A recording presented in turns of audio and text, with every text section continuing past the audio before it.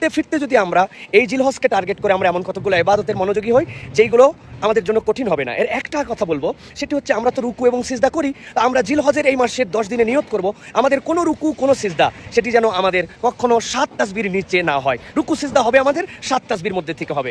এরপরে দ্বিতীয় আমাদের জন্য যেটা প্রচেষ্টা, আমরা তো আজানও শুনি, জামাতে যাওয়ার জন্য চেষ্টা করি, প্রচেষ্টা করব প্রত্যেক আজান এবং প্রত্যেক একামতের মধ্যে আমরা যেন একটু দোয়া করতে পারি। এটা অত্যন্ত গুরুত্বপূর্ণ একটি আমল যে বান্দা আজান এবং একামতের মধ্যে দোয়া করে। 3 নম্বর, আমরা আজান তো শুনি, আমরা এই জিলহজে একটা দিনও কোনো আজানের উত্তর যেন মিস না হয়। আমার কাছের যে মসজিদ, যে মসজিদের আজানটা আমি শুনতে পাচ্ছি, ওই আজানের উত্তরটা আমি দেওয়ার জন্য চেষ্টা করব। এটা আমাদের জন্য সহজ আমল। চতুর্থত, যতবার মসজিদে প্রবেশ করব নিয়ত করবো আল্লাহ জিলহজের জন্য তো আমাকে ইবাদতের মৌসুম, এটা অত্যন্ত দামি মৌসুম, অথবা আমি ইবাদত করার জন্য চেষ্টা করতেছি রব্বুল আলামিন, আমি 2 রাকাত দুখুল মসজিদ পড়ছি, তাহিয়াতুল মসজিদ পড়ছি, এটা যেন আমার এই জিলহজের বাড়তি ইবাদত হিসেবে তুমি আমার পক্ষ থেকে কবুল করে নাও।